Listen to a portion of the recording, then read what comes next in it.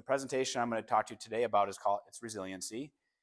And the funny part is, in preparation for coming in to speak to you all, I actually felt kind of like an imposter. Like I'm just an average guy from Michigan coming to talk to a bunch of business owners, right? If anybody knows about resiliency, it's you, especially with your industry, right? We're talking about, one of the things that you sell. I'm a sales guy, med sales, but one of the things that you sell is it's essentially something that you can't control. Like when your candidate goes to an interview, you have no control over that. You can do everything, you prep everything, follow the process, and they just go and they blow up the interview. You're like, right? No control, right? I don't have to deal with that, right? You have scarcity is your status quo, right? There's no shortcuts. If you take a shortcut, you're likely the back of the line or have to start over, right? In my world, if I have a good year or a bad year, I still get a paycheck. It may not be as much as I want, and I might be having to call you for a job, but I get a paycheck. That's not the case with you. So in actuality, in prepping, I need to learn probably from you what adversity is. So my ask is pretty simple as we go through this presentation. I'm just asking you all to lean in. You know this just as well as I do, right? Lean in, ask good questions, right? Think about how things pertain to your business and what you can take away from it. And when you leave this presentation, my hope is that you all leave with some renewed excitement, especially around adversity, right?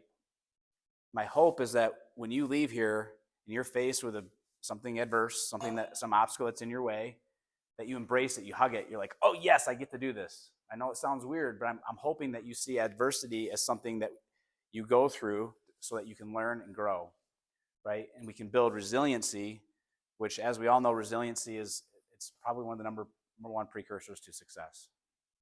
We good with that? Yeah. Awesome. Wow, it's peppy for morning. All right, so real quick about me. Yeah, so this is my family. My son is on the right.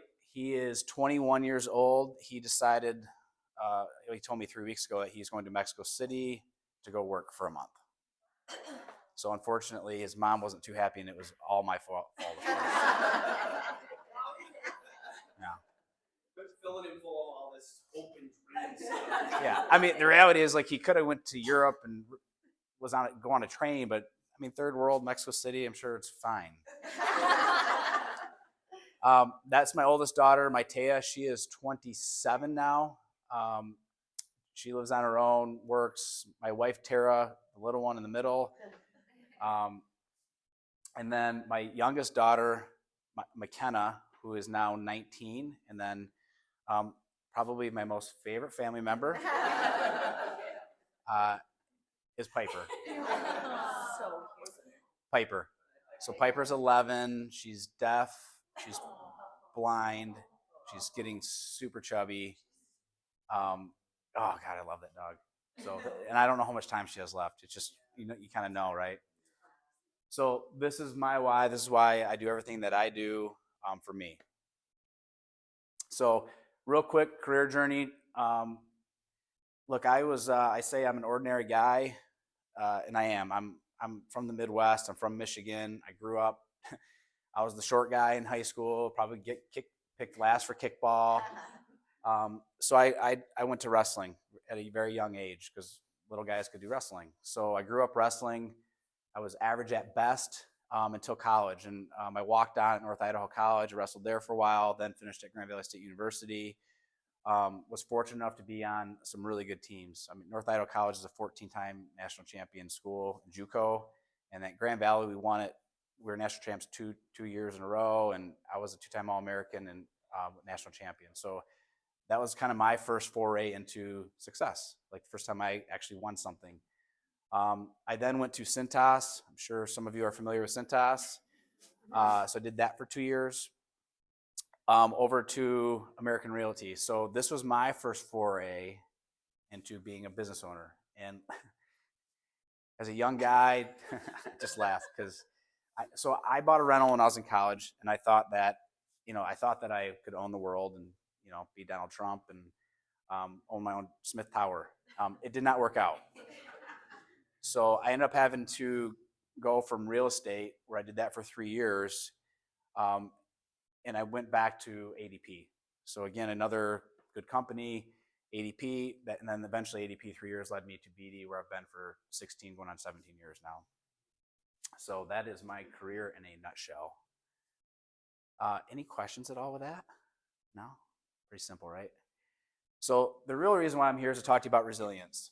So when we talk about resilience, would anybody be willing to read the definition for me?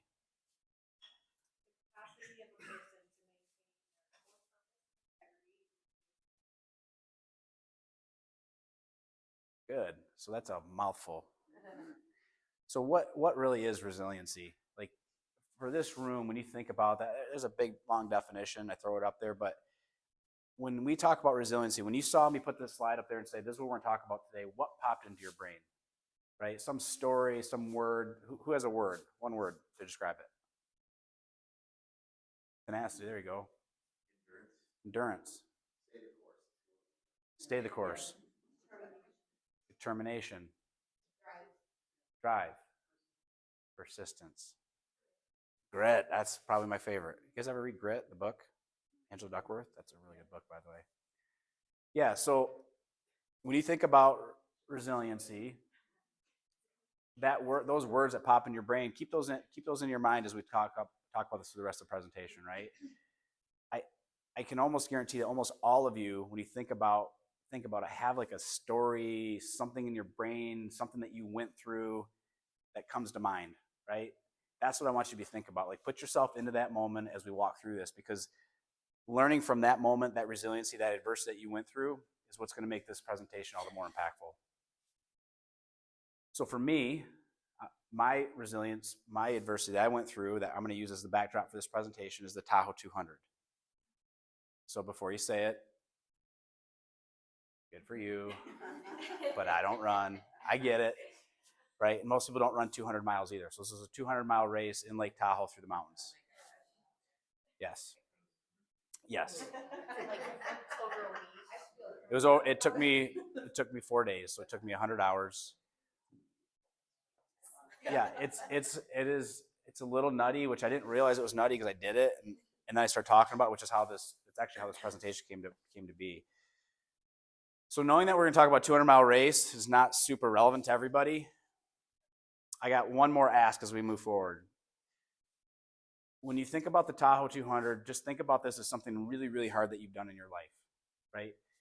I want you to put a blinders on. Like, the horse blinders. Maybe you just watched Kentucky Derby, by the way. That was good, wasn't it? So think, the horses wear the blinders.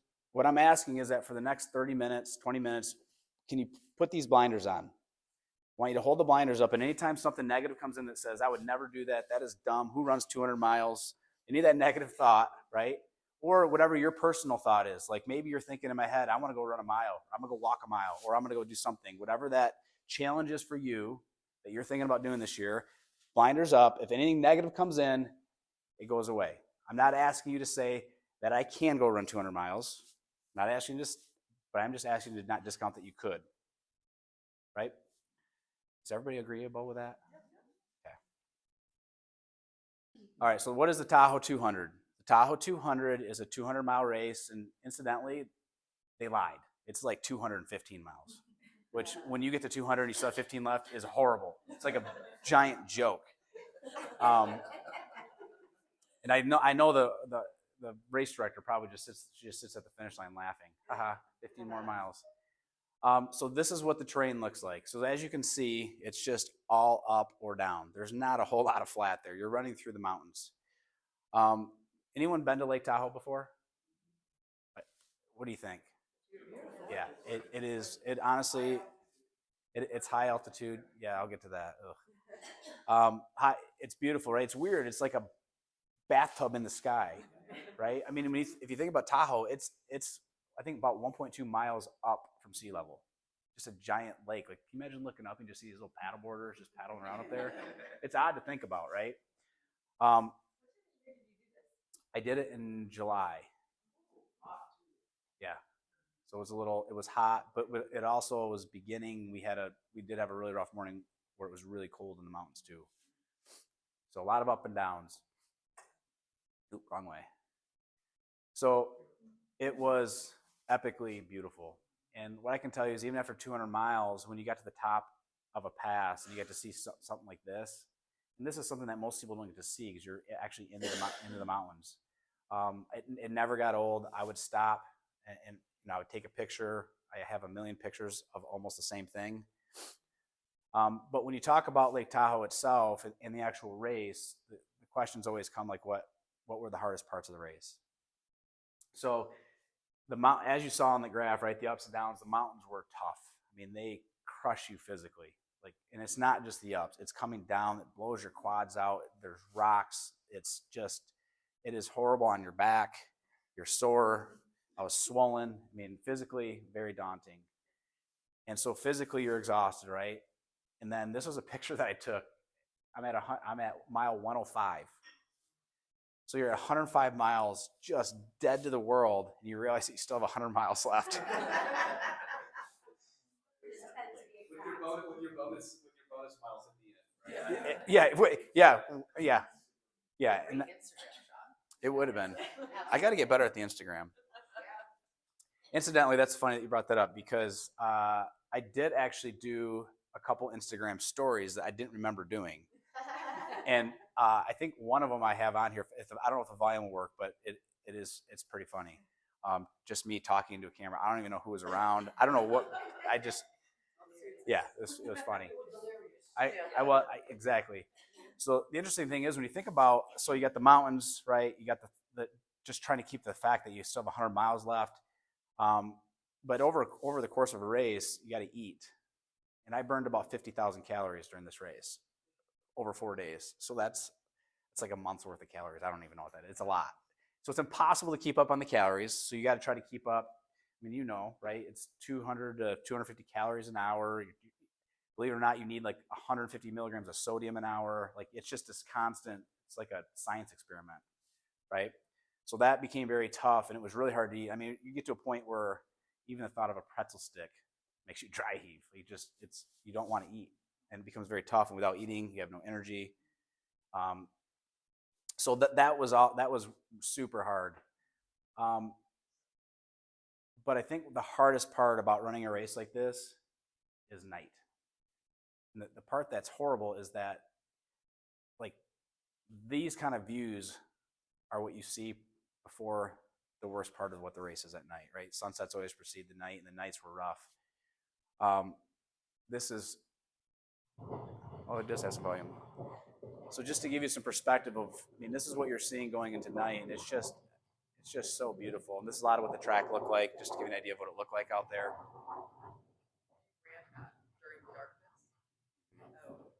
Yeah.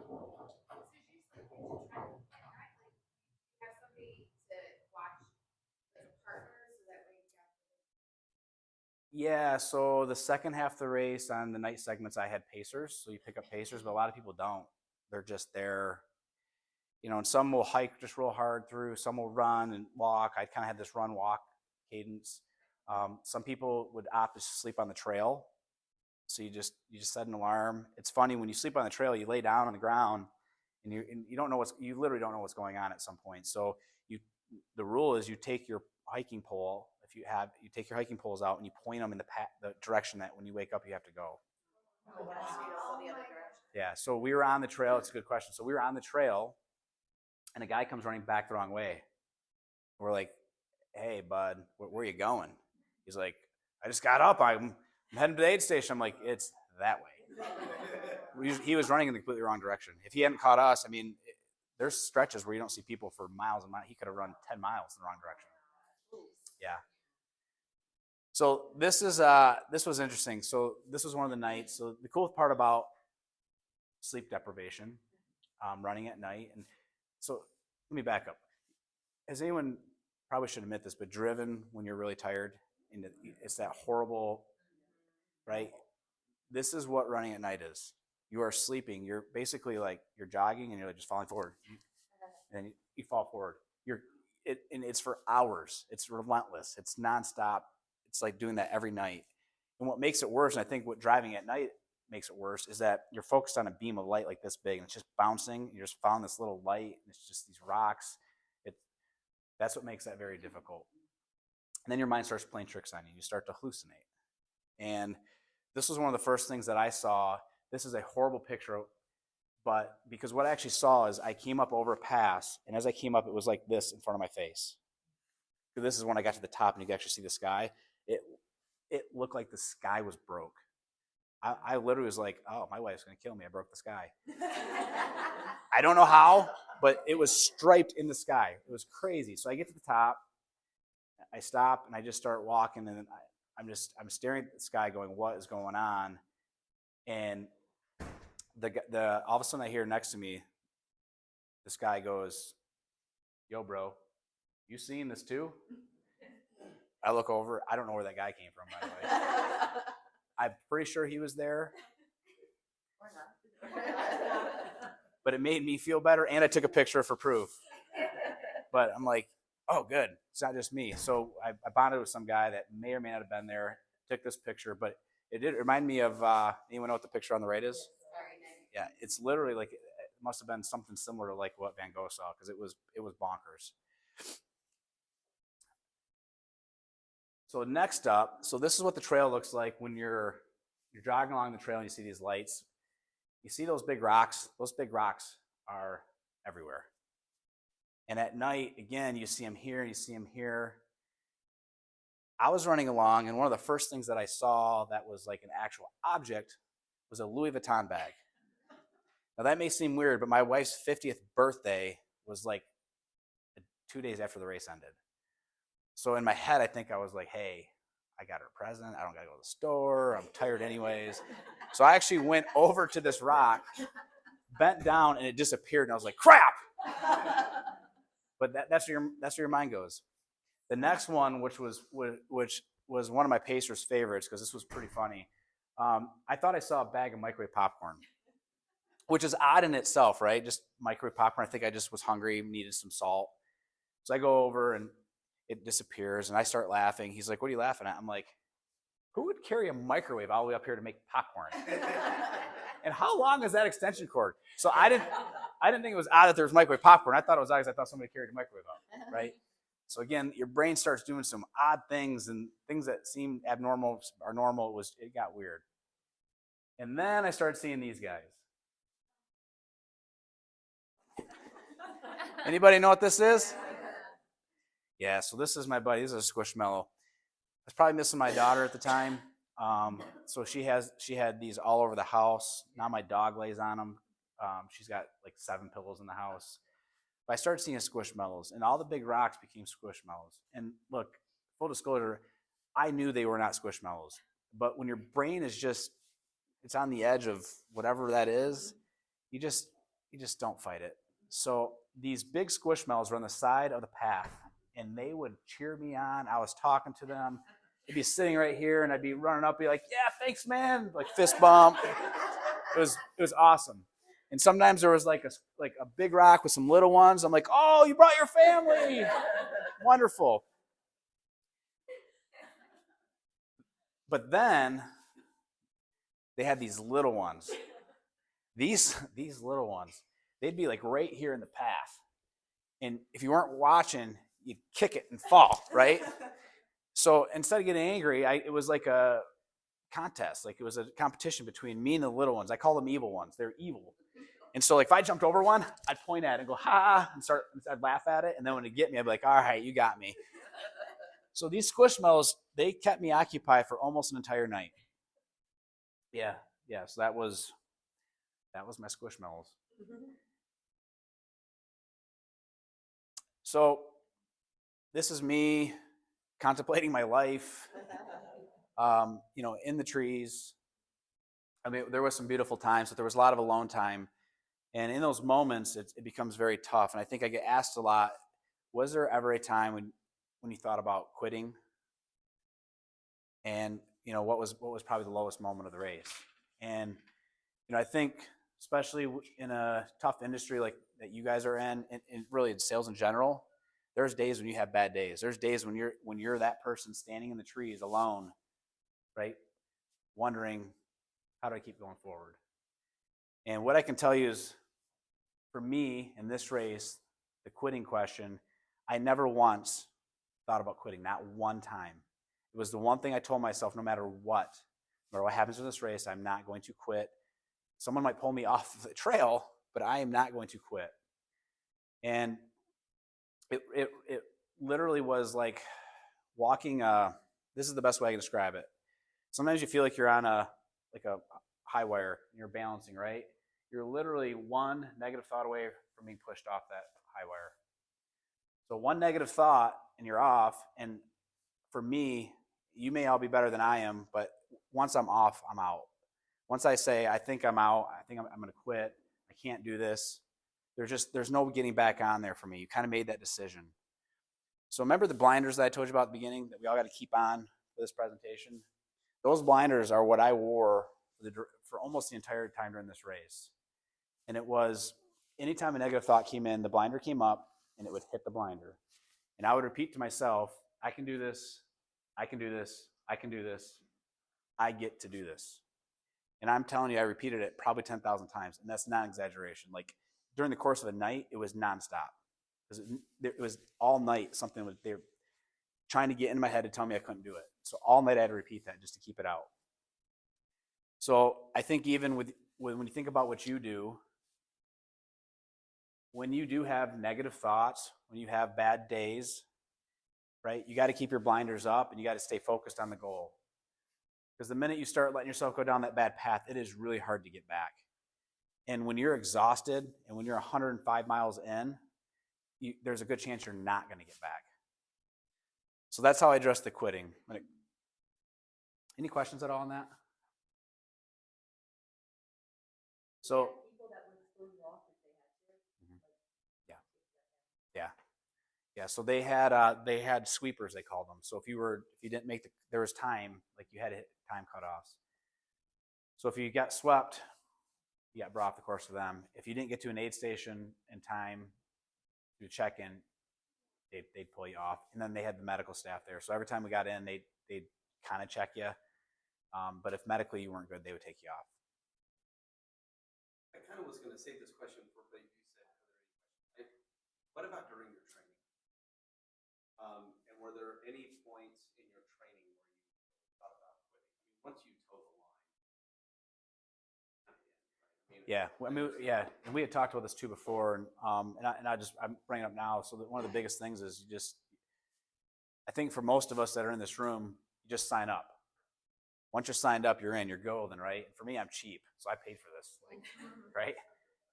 So it wasn't super cheap. So I signed up, I'm in. I created a training plan, and I stuck the plan. And to answer your question, we don't get into it normally, but during training, I train in the Grand Canyon. So I run across the Grand Canyon and come back. It's a really hard 48 miles.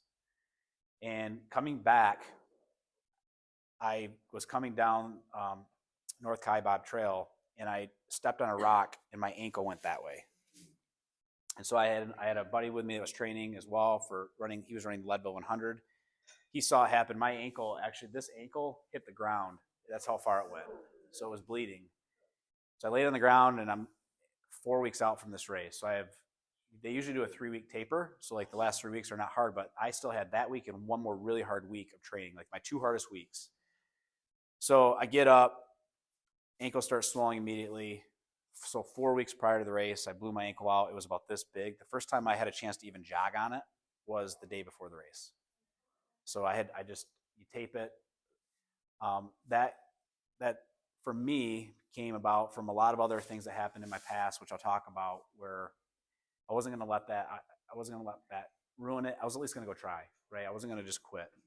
But training is hard, and I think when you think about one of the things we talked about, what tools do you have when you come across adversity or stress or things like that? For me, training becomes really hard. There's days that you have good trainings and you have days you have bad trainings. The days that you have bad trainings and you forge through, those are the days that really make your brain, the myelin in your brain, if anyone's ever read Talent Code, the myelin in your brain, that's the day that myelin's built. When those neural pathways are built are when you do the days that you do it when you don't want to. And I remember, because I make a note of it now, I was training at a 20-mile training run, and my hip was just killing me. I'm a mile and a half in, and I'm like, I told myself, like, if you don't stop, you're gonna be hurt, right? You're gonna be hurt. You're not gonna be able to do the race. You should just stop. Well, it just was sore. Probably didn't warm up good, so I kept running, and I finished my training run, and it was just a good mental note to myself. Put that in the cookie jar to say, remember that time when it hurt really bad, but you still got your 20 miles. You're fine the next day. Well, it's no different in business, right? You're going to have a bad day. You're going to have a bad candidate. You're going to have a bad experience. Remember it, learn from it, and then put it in the cookie jar. So the next time it comes up, you're like, I already dealt with that. I'm good, right? And I think it's really important to journal that stuff, to write it down. Get Goggins calls it putting it in his cookie jar. Some people have pain caves. There was a coach that I knew that would talk about going into his special little cabin in his brain, and he would sit down at his cabin. He would write down the issue he had on a piece of paper. He would crinkle it up and he'd throw it in the fireplace, and then he would walk out. That's how he addressed everything that he did. So that's always stuck with me. Those are really good ways, but you have to address them. You have to understand. You have to say, don't ignore them. I've had an adversity or I've had a failure. What am I learning from it? Write it down, learn from it, and I think that was helpful. So for training, that's all it is for me. I have good days and bad days, and I just make a note of all of them. So as far as low points, this is me on the left prior to going into the hardest segment of the race. That's me on the right after that segment. You look great. Hey, just a quick note. Just left Tahoe City. Yes, I look like I probably feel. Looks like I got a good hour and a half nap in, and my spirits are high. I'm definitely pretty sore. It's definitely everything I expected out of a challenge.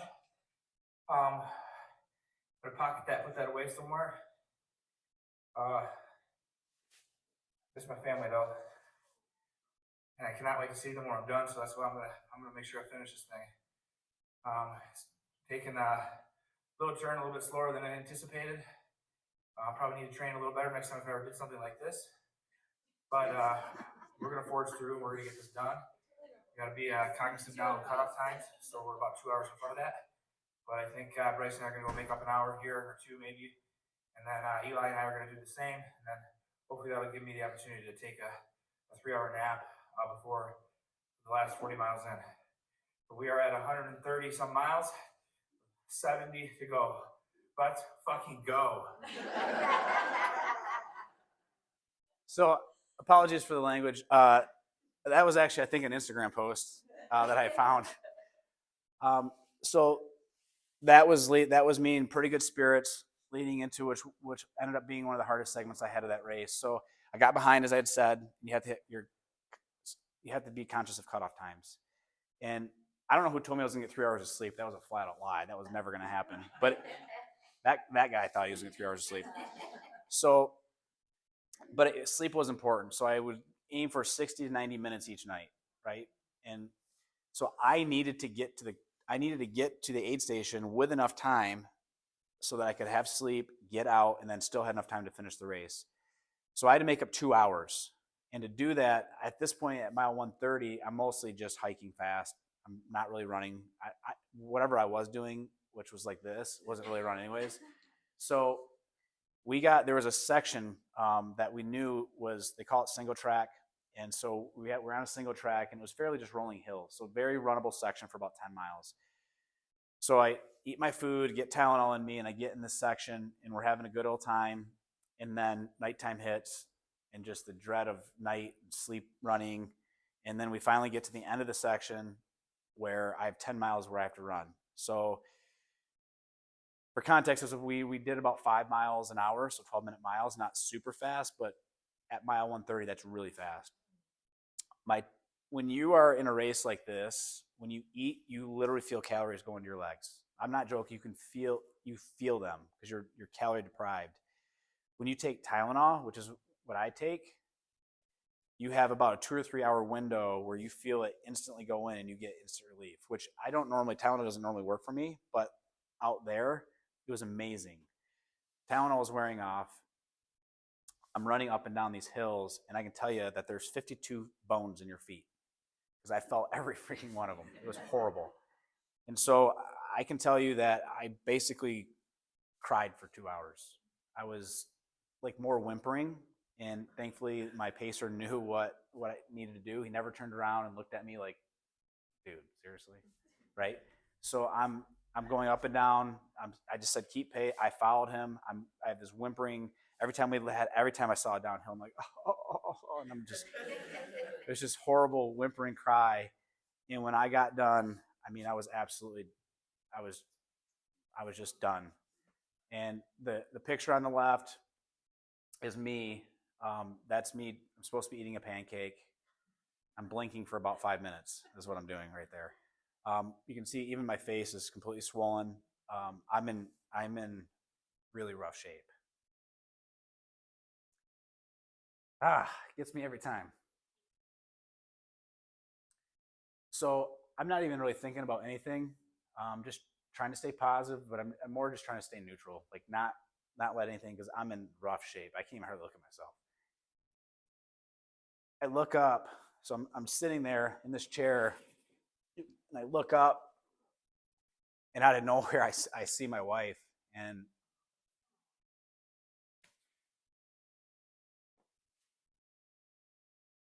I absolutely lose it with her. So I there's moments in life, it doesn't have to be a 200-mile race, there's where you're going to hit adversity, where it's important to build resilience, but it doesn't have to be done alone. And that's what I learned on this race. I think I get through it, but my God, when I saw her, it was like, I mean, I still get emotional now, and I can imagine I had nothing out there. I mean, it was just, and she's just like, stop, you don't need to cry, don't cry. She's just, stop crying, you're fine. Like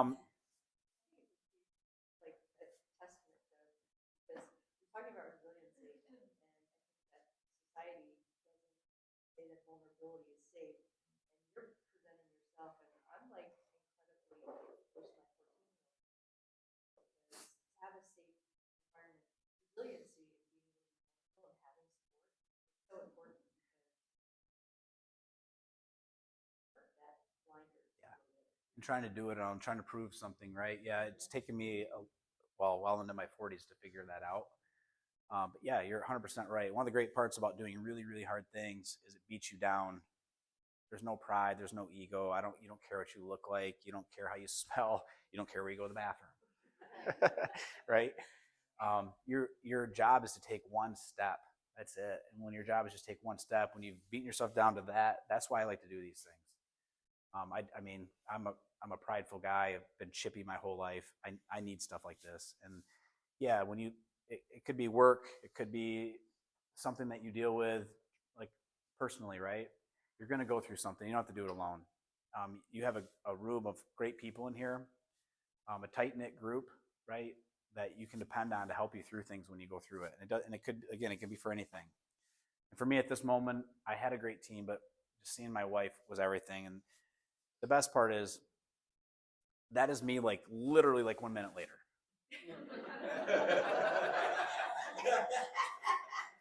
I'm like, I'm ready. Let's go. Women really do have superpowers. They did. So, I mean, I jumped right up out of that chair, changed, got ready to go run at night, got my pack, and I'm like, I got this, babe. Thanks for coming. You know, so no more tears. The prideful guy was back, big and strong husband. But literally, that's why I bounced the picture. And it was like I bounced back up, and my butt, and my crew is just like, oh my gosh, they're shaking their head.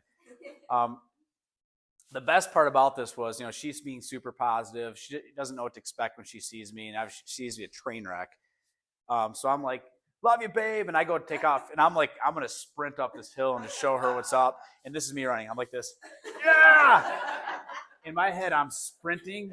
In her head, she looks over at one of the guys. She's like, when I'm out of earshot, she's like, is he okay? Like, how's he supposed to to run 70 more miles. And my buddy Paul just starts laughing. He's like, oh, he's doing great. He's doing great. I think I was at mile 150. I went 130 to 155, something like that. So because we were doing the next segment, which got me to 170. So, but it's crazy that's what the thing you have to remember in anything. There's going to be lows of lows, and then you're going to get through it, and then you get back to the highs of highs. Everything, business, life, everything. It's just all ups and downs. So the question is then, how do you do something like this, right? I mean, this happened last summer, and I still can't talk about it. I didn't cry, but I can hardly even talk about it without getting choked up. Partly because it was so hard, but there's so many emotions attached to it. So for me, it starts with a vision. And this is for my sales team. This is for everything that I do. You have to have a vision. So if it's your business, what is your vision for your business this year, for next year? Where do you see yourself next year at this time? Like picturing that in your brain. I can tell you, I needed something on the calendar. This was a year out. So on Instagram, I follow destination races. And beginning of every one of these, there's 3 200-mile races. At the beginning of every race, they take a before picture. So in my head, I signed up, number one. And number two, I pictured myself sitting in that chair before the race. What am I going to look like? And then at the end of the race, what am I going to look like? Now, this is not what I pictured.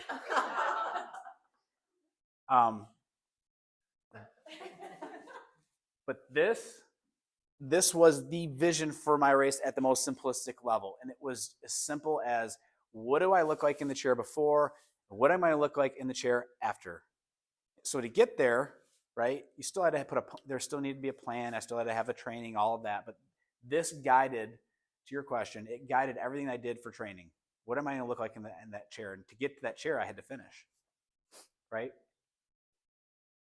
So next was, you got to have a team. And in this room, if you're by yourself, you still have a team. There you have this whole entire room, right? If you have a team underneath you, then it's more important even than ever to have a strategy and understand who your team members are. I had a really good team.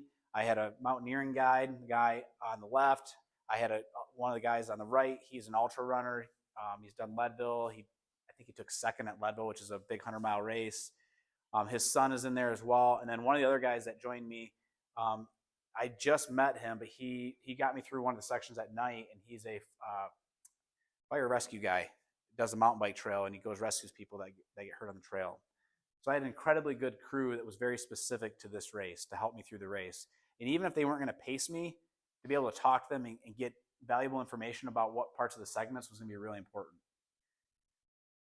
What was also really important is you got to have a strategy, right? So you have a vision, you have your team, but what's the strategy to get to that end, right? I can tell you, for me, I had one non-negotiable, and my plan was pretty simple. My plan was just one step at a time, and you're going to finish the race. But my non-negotiable was, I will not die in a chair. I will not die in a chair. And I heard this from a guy named Chad Wright. He's a crazy Navy SEAL guy. But the reality is, you get in a chair and you're sitting down, you're cozy, and you're dead tired. It's really easy just to not get up. So no matter what, I told my team, you will get me up and you'll get me 1 mile on that trail. If I am so broken and scattered, you can get me a mile onto the trail, right? And then once I get on that trail 1 mile in, if at that time you're like, you can't go, then pull me off. But I knew if I got 1 mile on the trail, I ain't going back, right? So I knew for me, for the entire race, I just had to get to the next aid station. They'd get me up, they'd get me 1 mile on the trail, and then I'd just go to the next one, right? So that was my non-negotiable for the entire race. But for the rest of it, we had someone that was focused on nutrition, right? I talked about that a little bit earlier. Really important that I got the right amount of calories in me. So one person, no matter what, they made sure that I got food in me. They made sure I got water in me and I had the proper amount of sodium in me. I had another person that no matter what was focused on my feet. And I apologize because those are my gross feet. But I actually had really good feet. I saw other people's feet. My feet were in incredible shape versus everybody else. One of the reasons why I was able to finish this race was because my feet were in such good shape. So I had one person, super empathetic guy, it's Bryce. I couldn't have done this for my friends, but he would help take the blisters and tape clean, and it was gross. I didn't even want to touch my own feet, but he did it for me. So he helped me out with my feet. I had another person that was in charge of pack supplies, right? So Eli, who was younger, his job was a checklist, right? And he'd get into the aid station, help me get everything I needed in my pack. And it was super important because if you ran at night, didn't have a headlamp, you're in a lot of trouble, right? If you ran at night and didn't have a coat when it dropped down to 35 degrees, you were in trouble. So he was in charge of the pack. And then last but not least was the schedule. Again, had I not known that I had to go run that last segment to make up those couple hours, I may not have made it through this race. I might have got timed out. So it was really important that someone was paying attention to the schedule and that they knew how long I had to sleep. And the best part is I didn't have to worry about any of it, right? So when you think about your business, you have a vision for where you want to go. Where do you want to sit next year at this time? Where are you going to be? What is your business going to look like? Picture it.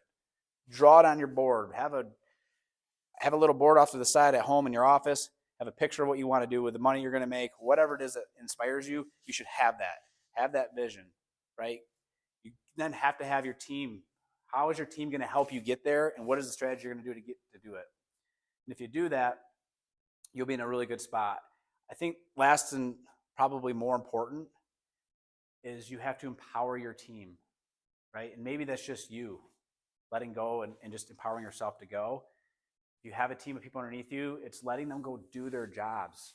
They're good at what they do. You hired them for a reason, let them go. Does the guy in this picture who's taking a trail nap, because he couldn't even say his name, does he look like he can do anything but dream about Squishmallows? No. I couldn't. I couldn't have done this race without my team, right? When you think about Jocko Willink, are you guys familiar with Jocko? So Jocko's 4 principles of war, one of them is you have to decentralize command. And the reason is you have to be able to take a step back so you can see the forest from the trees, right? You got to be able to see what's going on. And if you're too in the weeds and you don't empower your team, you can't think big. Any questions at all? Was that team put together beforehand and you met them and you got to select them, or was that through the organization that you did this run with? No, it's crazy. So some people showed up alone, no team. Yeah. But again, Did those people finish the race? a lot of them do. Yeah. So they depend on each other. But again, when you think about something like this, this was the end of a very long journey. So even if I didn't have the team there with me, I had people helping me with training, with what I needed to eat. Like how many calories an hour do you need? What about the sodium? How do you pack? What's the best gear you use? Like I had a whole team of people, even if I didn't have anyone come. So I had asked my buddy Paul, and I didn't know the other guy. Paul knew him. They kind of just came together, and I didn't know who was going to be there. I thought maybe I would have 1 or 2 people show up. And it ended up working out pretty good. Sorry. There's one guy in charge of safety, bear spray guy. One guy tough to take out bears.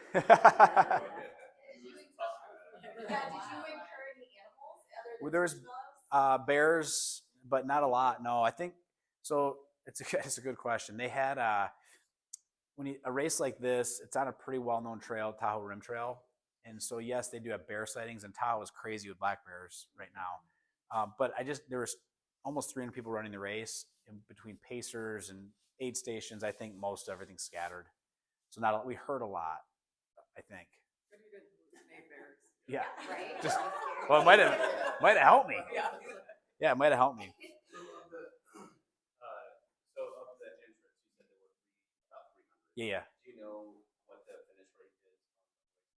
Yeah, I think it's actually pretty high. It was maybe 250, 225, 250, like 70%. And probably the majority of the fallout is due to injury.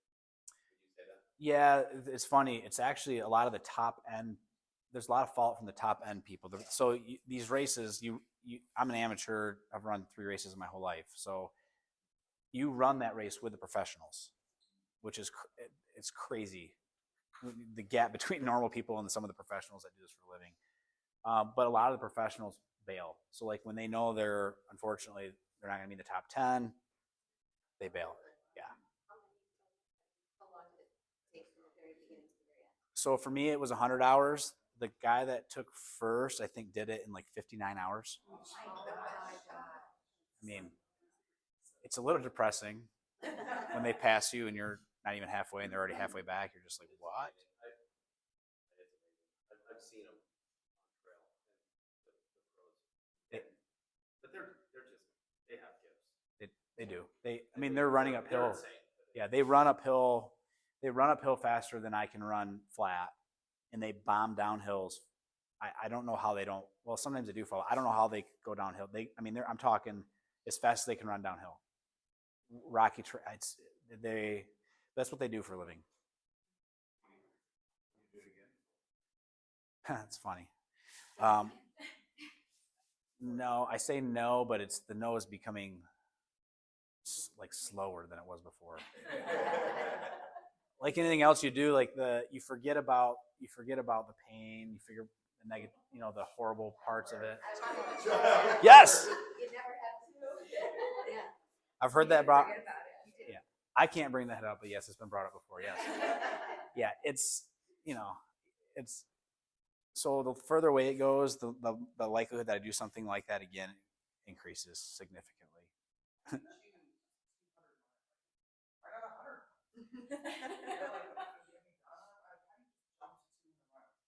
Yeah, I did a 100 miler and was like, all right, cool. It's year passed, and I said I was never doing it, and again, and I was looking for something, and I was watching the Instagram thing, and I'm like, it just opened up. Like, and the thing is, they open them up for a day, and they, believe it or not, they fill up like usually within a day or two. So happened to be that day, and I was like, screw it, I'm signing up. So then I have to figure out good ways to tell my wife about the things that I do. Good news is when you sign up, it's literally a year. It's a year. So I just, and I'm. Instagram is very different than ours, probably. Like, it was like a talking thing. Yeah.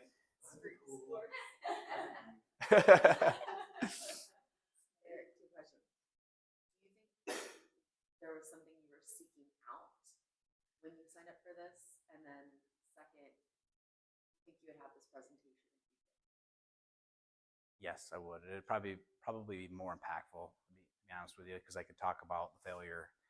So it's a really good question, which actually bring us into the later part of the last part of this presentation. But yeah, for me, I think you look at, I started doing, which I'll go through and show you some of them, but I started doing what I call a Misogi once a year. Once a year, I pick something that I have a greater than 50% chance of failing. I just pick something that scares the shit out of me. Misogi. So misogi is a Japanese word. It's a ritual they used to do. It's cleansing. So back in the day, they'd go on these long hikes, is the way I read about it. And it was actually like purification and cleaning. So they would go under a very cold waterfall. They'd go underneath there, wash away everything, purified, clean, and they'd start their new year again. So it was a purification. So for me, this evolved into a purification of just crushing myself. I don't have a cold waterfall in Michigan to go to, so that's where that came from. And now a lot of people do misogis every year. A guy named Jesse Itzler's made it pretty famous. I read about it in a magazine where three guys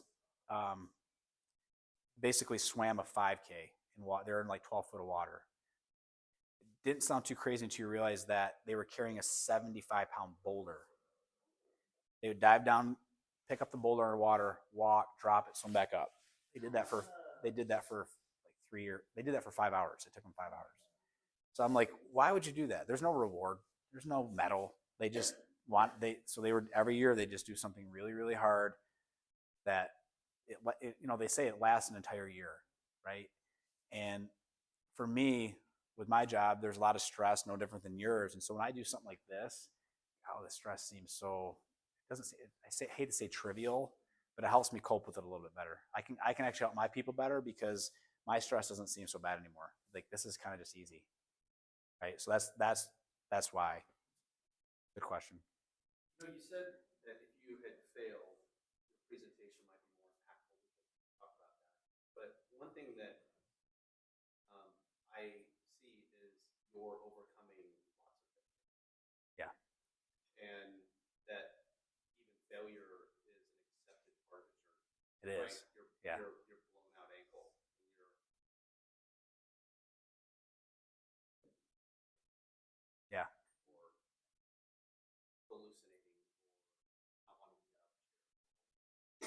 It's like I could have paid you to say that right before this part. Yes. Yeah. So it's interesting when you ask why, which is a really good question. Um, a big part of my life has been, I wouldn't say pretending, but you try to stay positive, right? You talk about the good stuffs. But the reality is when I threw my career journey up here, right? And I talked about all the real quick. I ran through there. Here's my highlights. I was like, oh, there's another guy bragging about what he's done, right? The reality is that in that career journey, there was a lot of things in there that I didn't talk about. I think arguably the number one thing that I learned through my career, which helped me with this race, is being able to look myself in the mirror and say these two words, which is, so thank you. I failed. I don't know if anybody's actually done that. Like actually looked themselves in the mirror, stared at their own reflection, thinking about something that you did and said, I failed. It's not very easy. And most of us, especially me, I'm a prideful guy. Like I said, I grew up little, Napoleon syndrome. What'd you say? Right? Yeah, that was me, right? For my entire life. So for me, hiding failure almost became part of what I did because I didn't want people to see holes. Like I was already shorter than you, or I was already smaller than you. I wasn't as popular as you, right? So to say that, hey, I got holes, like no. I get good grades. I'm tough. So I ignored failure for a really long time in my life. When you ignore it, you don't learn from it.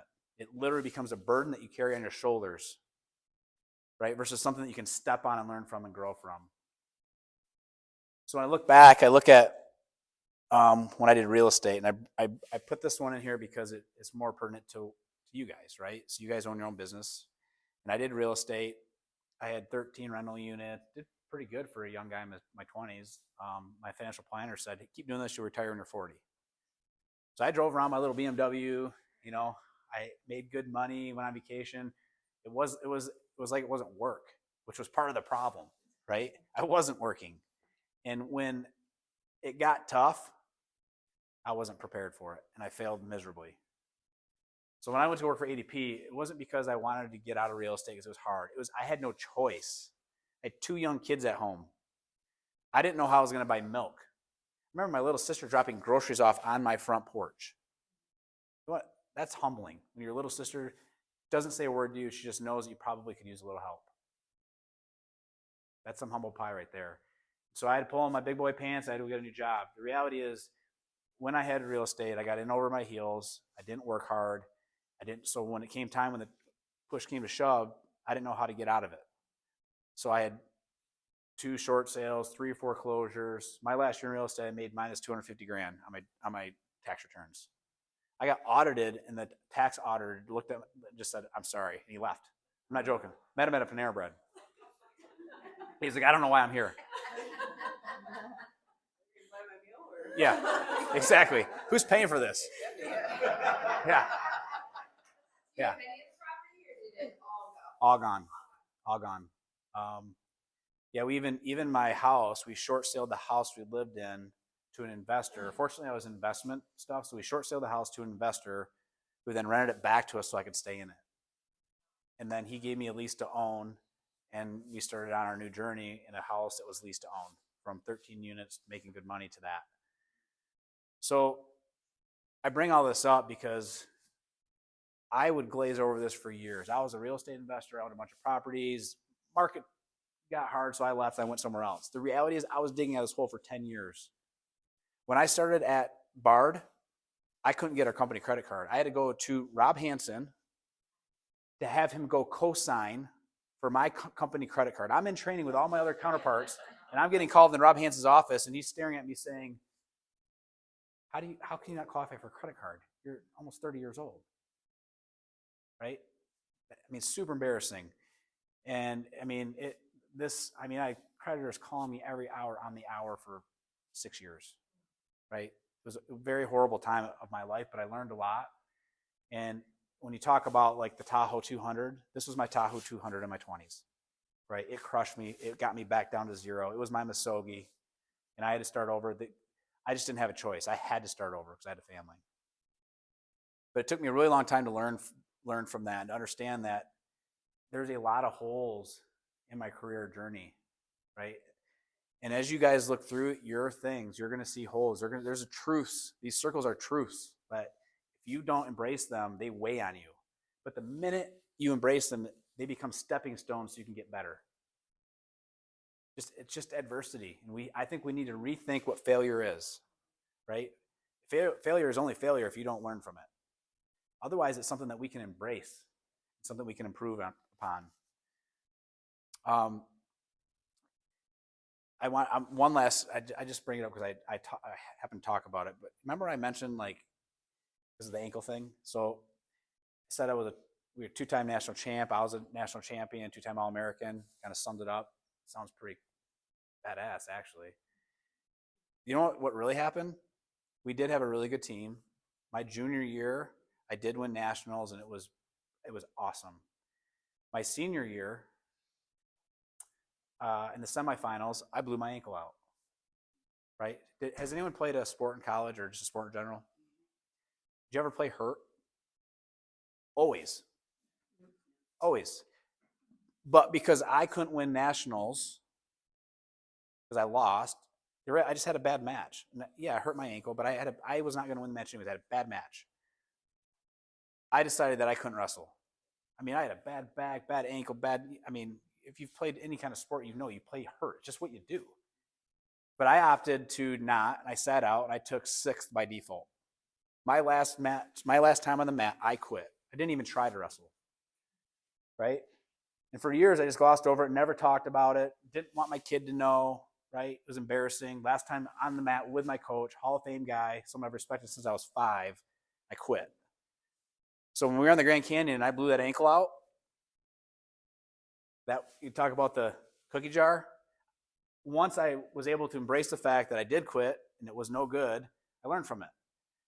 I was not going to quit. I might not have been able to finish that race because I didn't know if the ankle was going to be good, but I did all the training. I signed up and I was at least going to try. Even if I took last place, who cares? I was going to try. I was not going to quit. That would have never happened had that never happened, right? And had I not realized that I quit. I needed that to happen back then so I could do what I did today. It's crazy. I mean, the span of 25 years, 30-year difference for that to happen. That's why that stuff is important. I would encourage everybody, when you look at your own resume, when you look at your own life, you look at things, it's okay to find those out. And honestly, for me, the number one thing that's helped me is just writing the stuff down. I mean, journaling. Like, I thought it was the dumbest thing ever. Gratitude journal. Like, why would I do that? I don't journal. My daughter journals. Right? It really has helped me immensely. And I think it would help everybody in this room as well. So the last part is can we build resiliency? What do you think? Yeah, I agree. And for me, one of the tools that I use is a misogi. I'm not suggesting that everybody does misogis every year. It may not be your thing. But you have to think about what it is that you can do to build resiliency. And for me, it's misogis. And so when I look at my resume now, I try not to look at it in context of a career because that one's boring. When I threw it up, you guys are like, oh, his career journey. Ugh. Yeah. Right? But you throw something like this up and you're like, what is that? What is that? That to me, this is what a career, this is what it should look like, your life resume. And for me, that means doing something hard every single year. And it wasn't until my later 30s that I decided that I needed to start doing these things. And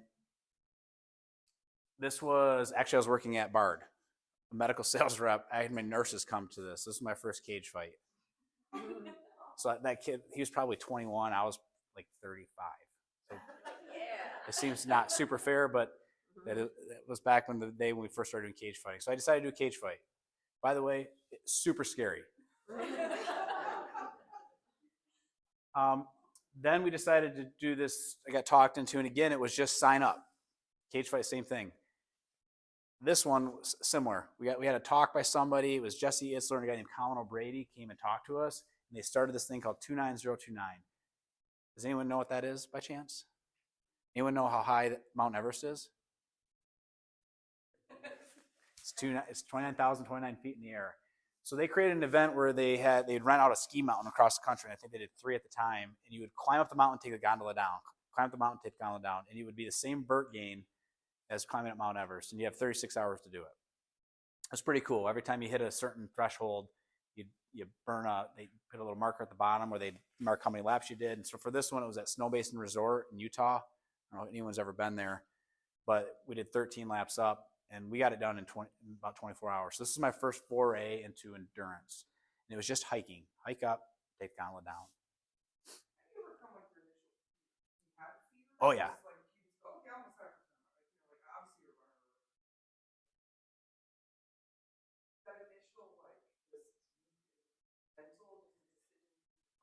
It is. So you're right. You have anxiety almost immediately, right? Like, like what I just do, or what happens though is most people have anxiety and then don't sign up, right? I'm gonna go run this race. Oh, I'm not trained. You know what? I'm gonna train first, and then I'll find a different race. And then you just move on. Guess what? They don't train. They don't sign up for a race, and now we're a year later, and you restart the process again. You're back over here. What I would tell you is, if you have a thought in your head that you're gonna do something, just sign up. Just do it. Just sign up, create a training plan, put yourself through a training plan, tell everybody. I'm doing a 5K and I'm doing it July 4th. And then now you don't have a choice, right? Do it and do it super painfully because you didn't train, or you do it and you have a good run because you trained, right? So the thing that you have to flip is you just have to sign up and then know that there's going to be some anxiety with it, some fear. What I've learned, and part of this is just because I wrestled, right? Like that anxiety and that fear, it's a good feeling. It means you're doing something right. It's your flight or fight coming into play. And without that, if you don't ever have that fear, you don't ever have those chemicals being released out of your brain, and it's not good, in my opinion. We need that. We need to feel anxiety. Like our kids, it's weird. There's a whole other subject in itself. Some anxiety is good, and you should feel it. You should fear, and kids should work to work through that. And as adults, we need to do the same thing. And when you talk about resiliency, that's all that is. And so you asked, how do you just run 200 miles? Well, I didn't. This was 30 miles. It was just a hiking event. It was kind of bougie, to be honest with you. We had these, I mean,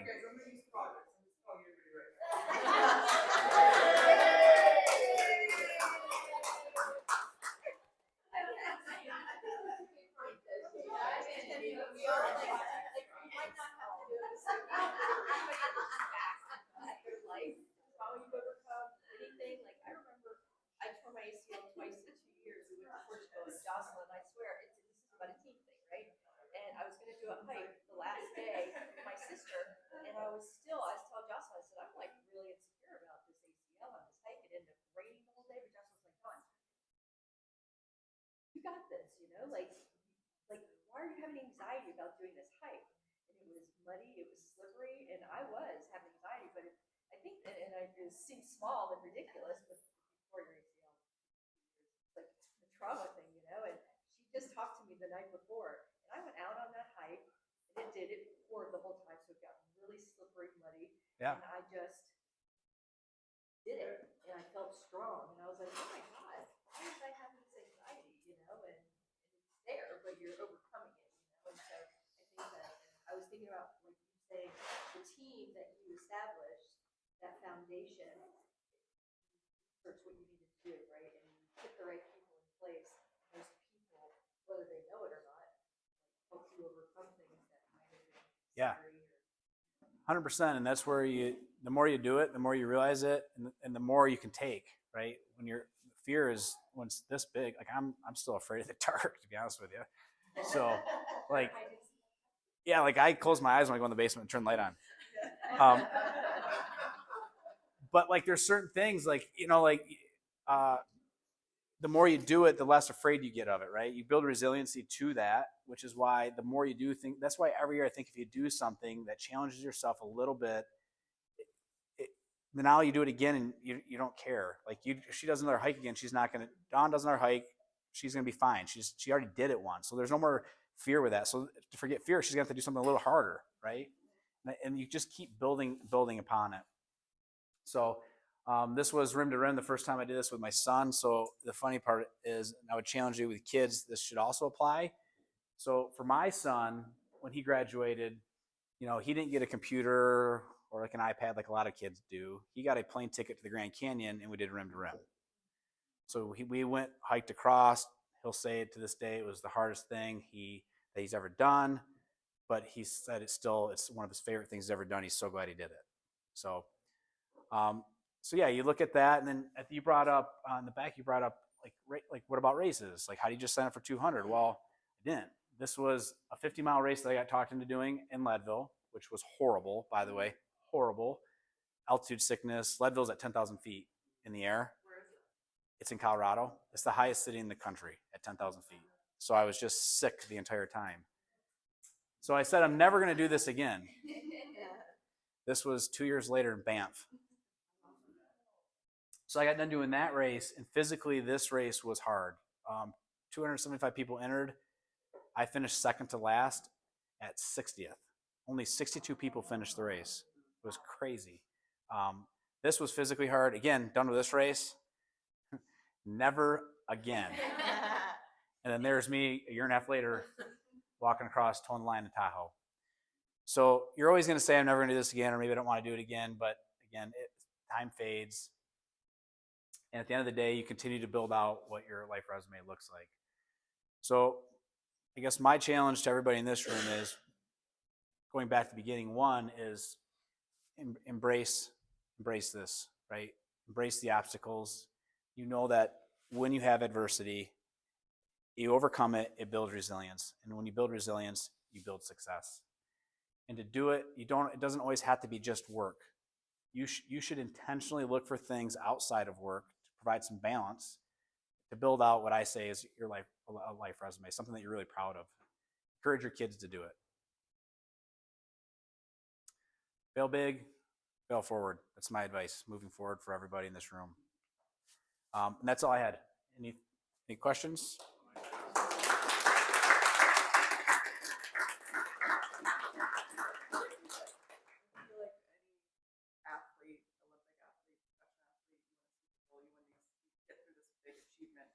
How did you actually truly feel after that achievement? That's a good question. So I think you made it ask or said something, but so the biggest part of doing one of these things is actually the journey leading up to it. I know you probably heard people talk about this. When I got done with this, I actually thought I'd be so happy, and I was for like a day. I actually was a little depressed afterwards. You have all this buildup for this huge thing that you've been thinking about for a whole year, right? And then it's done. What's everybody's favorite show? Friends. That's new one.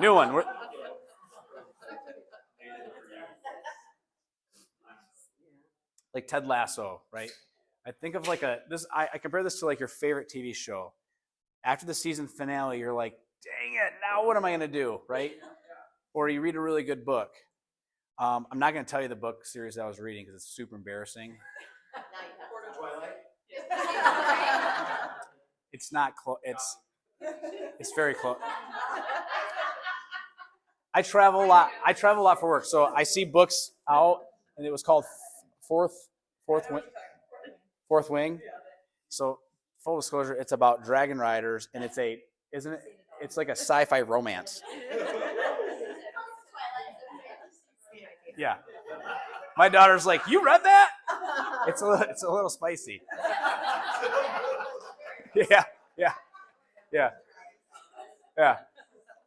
But when that book was done, I'm like, oh, like I got to wait a whole nother book, like a year for the next book. So when you get done with doing something like this, just realize that there's a little let off because you just did it, and it takes a little bit of time for this was so big that it took me longer than normal to kind of get over it. But I got over it. It was just side note, like when I got home. So I finished the race. We left the next day to come home because my wife's 50th surprise birthday party was a day later. My brain was. I put on 25 pounds of water. I was going to ask if you lost weight. Yeah, so I walk around at about 165 pounds. When I got home, I stepped on the scale. I weighed 185 pounds. She put me on water pills. 2 days later, I weighed 160 pounds. So I didn't sleep. it was funny because you get home, you think you're going to sleep. I didn't sleep for 2 or 3 nights. I would try, but between having to go to the bathroom and then I was having nightmares about sleeping. You spend 4 days trying not to sleep and like tripping. I would jolt out of bed because I thought I was tripping on a rock or that I was falling. So like, I'm not talking wake up. I'm talking jolting out of bed like 3, 4 times a night for the first 3 nights. So there was a lot. So I guess you can learn from what I learned without having to run 200 miles because it was a lot. So what is your next, that was a year ago, what is your, So to get today? yeah, so in August it's not quite as scary, although arguably could be more. We're going to Vegas for the IBJJF, which is the Brazilian Jiu Jitsu World Championships, and competing. So Right? yeah, and it's master, so it's old guys. It's everyone's over 40, but it's the largest tournament in the world, and it's a 64-man bracket, single elimination. So I could just go lose my first fight, and then we just go gamble. But it's a 64-man bracket, which is it's a huge bracket. Yeah. So have you consistently trained fighting along with this? No, Or you just sign up, and then now I try to get to the gym once a week to go train or as much as I can. Now I'm just not running. Just I don't know. using other body muscles? Yeah, exactly. What about that first cage fight? I was still thinking about that. Did we choke him out? We got a ground and pound victory, but what's interesting, I lost. I lost my first fight though. I only showed the picture of the one I won. So the first, do you guys have fairs where you're from? So in the Midwest, we have fairs where they do like dirt, like So they had it in the middle of the track where where they race their little cars, and they put up a cage, and they just had a fight. And so I was like, sure. So I was like, literally, there was no blood tests, physicals. They lined us up pretty much by height, and you. That's how they paired us up, and I end up I didn't know what jiu-jitsu was. This guy puts me in an arm bar. I picked him up, slammed him on his head, and my arm snapped. And everybody thought I won. Like my friends, everybody went crazy. The dude's mom thought that I won. And I stood up there, raised his hand. The crowd boos, and I get off, and I'm in a sling. So I lost that fight, and I'm like, well, this is no good. So then I learned what jiu-jitsu was, and I went and trained so I could go actually win one because I didn't want to be 0-1 for my whole life. So yeah, we ended up doing six more, and it was good. What did Yeah. your wife think about when you're like, I'm gonna go do this? Or is she just like, or did she challenge you on it? She challenged me this year. She said no. She was okay with me doing the worlds. She said no big races, and she's never been to one. I've only done a 50, 100, and 200. Those are the only 3 races I've ever done. So she that was the first one she came to, and I think she was like, "You don't need to do that forever again, but definitely not for a year." Yeah. So I told her I would chill out. Yeah. Good. Any other questions at all? Yeah. How do you gauge candidates? I assume you ask about adversity, and when you hear their stories, you're like, that's BS. Yeah, right. Like, can you read their No. story? So what I find, especially with younger candidates, is that they don't all have a good, or they haven't thought about it. And I don't want to hold that against them. It took me until last year to figure out where my adversity was. Right. So well, Karen and I were talking about this. I think for us, what I want to see is how do they, it's not how they interview, it's how they do the interview process. Right. So I have some very specific things that we put in place to see what they do between the interviews. Right. If they don't do anything and they show up for the next interview, I'll give them the interview, but they're not going to move on. Right. But if they've called reps, they've called managers, they've gotten to if they got into a case, like to me, it's just act as if you are the rep and go show me and do the job. And I think the candidate that shows that they can do that the best is the way we look at it. But I mean, Karen knows I'm a pretty simple interviewer. Like I'm everybody. It's the charming, disarming one. So they typically will tell me, like they'll talk about some big deal they won. I'm like, oh, so was that like you got a lead and you just had like somebody handle that for you? And they're like, yeah, actually it was, and I'm like, okay, so it wasn't really you. No, did you learn? So they usually, I'm pretty good at getting them to tell me stuff in an interview. And I think they probably call Karen and be like, I got the job. And I call Karen, I'm like, no, they didn't. But yes, adversity, especially for the endourology space, we have 7% market share. So it's not like our traditional business units where we have full market share, where it's more customer centric, customer facing, like just trying to increase business within a current. We're out chasing brand new business, so it's more B2B than it is. So our profile becomes a little bit different. But yeah, adversity is a big one. I think that's why a lot of times, like college athletes, I know that they're on a hiring profile, and we're not even supposed to have that technically on a hiring profile anymore. But when you have athletes that have managed school, managed college, or managed their sport and done everything else, they have it. They don't know it, but they've already done it a little bit, right? So that's one of the reasons why I think that's such a popular hiring profile. Did you ever figure out why you quit your last job? Because I couldn't win. In my head, there's a thing called OW, Outstanding Wrestler. And since I was a kid, they have all the weight classes in wrestling, right? And they always pick the one wrestler for the whole tournament that gets OW. And I was never even close when I was little. And coming into this tournament, I pinned my way through our conference. I was in the semifinals. I pinned everybody. Like if I just won my next two, like I should have, I had a shot at maybe being not just winning nationals, but being the OW for the tournament. So in my head, I'm going to win this, right? And then when I lost, it was like done. It's kind of like I was talking about the professionals that don't finish the races. They run races constantly, so if they can't win, they're like, I'm out. And that's kind of what it was. But I wasn't a professional. I was in college and I quit. So yeah, good question. And do you feel like that, now that you've kind of let that go, because I was a college athlete and I still have because I still hold on to things, like you let that go? Yeah, I've done a lot of. I've had to do a lot of a lot. There was a lot, and especially when I was younger, that led to probably the disaster in real estate of just ignoring some things that I did, and not even blaming other people, but just pretending like it never even happened.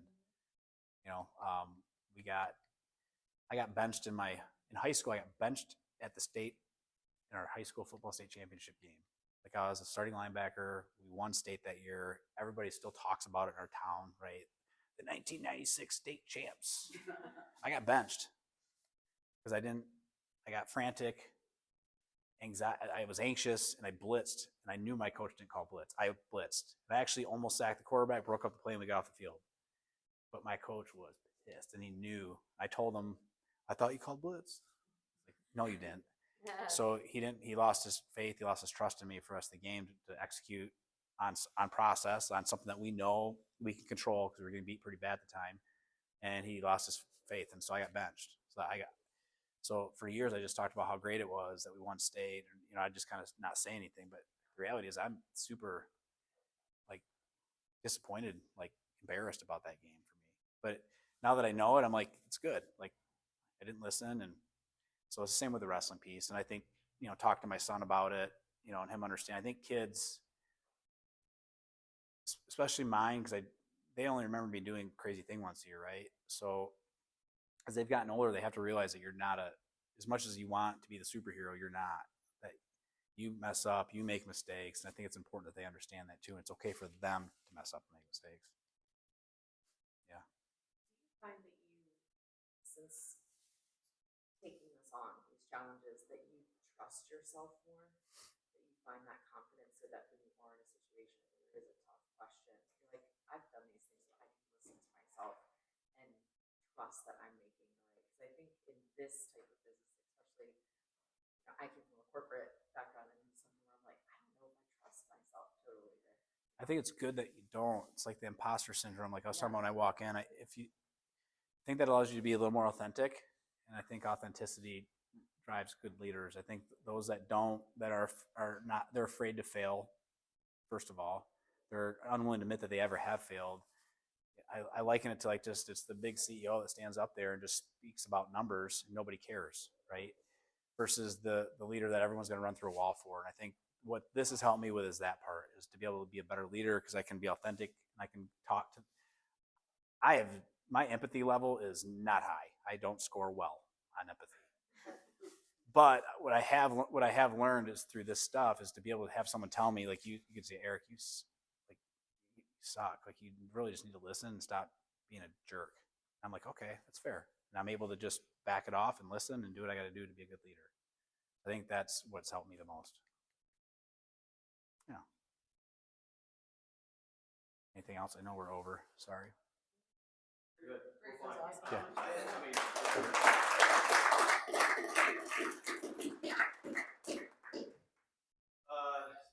Eric, thank you. How do we follow up from that? My mind has been racing. I've got next, and we'll see how that goes. Why don't we all take a break? Right. Little break. Let's come back in about 15 minutes. And that works for everybody.